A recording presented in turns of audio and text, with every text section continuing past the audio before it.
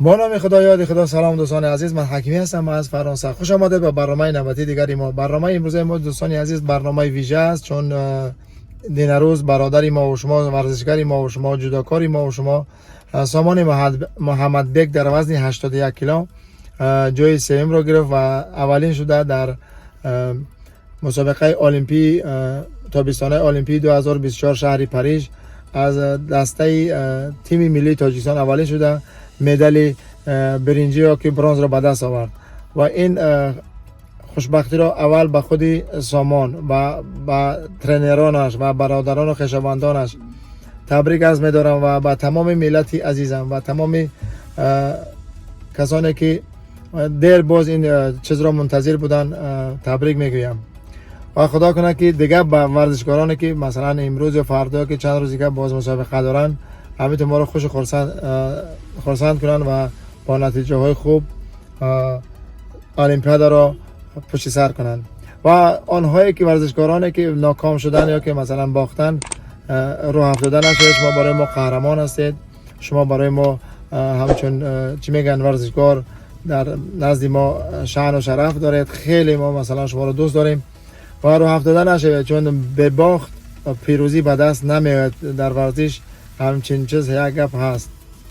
دیگه برادران عزیز پرحرفی نمیکنم، گفتی گپای برادران ایران و امروز من هم با تاقی تاجیکی و هم بیرق تاجیکستانی عزیز در نوار آمدم، چون من خواستم که خرسندی خود را قطعی شما برادران شریک بسازم.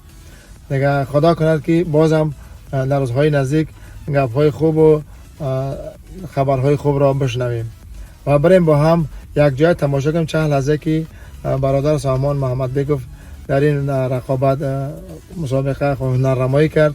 با هم تماشا کنیم و دوستان هر چه زودتر این ویدیو را لایک کنید، پتلیس کنید که تمام برادران و تمام مردم دنیا بداند که ما همچنین چیز چی میگن ورزشکار داریم یا ورزشکار داریم و از این طریق میخوایم که تمام مردم دنیا را وانمود کنیم که ما تاجیکا هر کاری که مثلا بعد از بگیریم اون را ما انشالله تا آخر برده میرسونیم و با سر بلندی او کار ما اجرا میکنیم. دوستان عزیز بسیار بخشش کلان، چون من چند روز میشه که کسلم، آوازم خوب نمیبره، شاید دلخراش برای به اون خاطر پیش عذر و متاسفانه بازی ها در شهر پاریس ما صورت گرفته ایستاده است، اما ما متاسفانه رفتن نمیتونیم چون از کارخانه اجازه ندادن.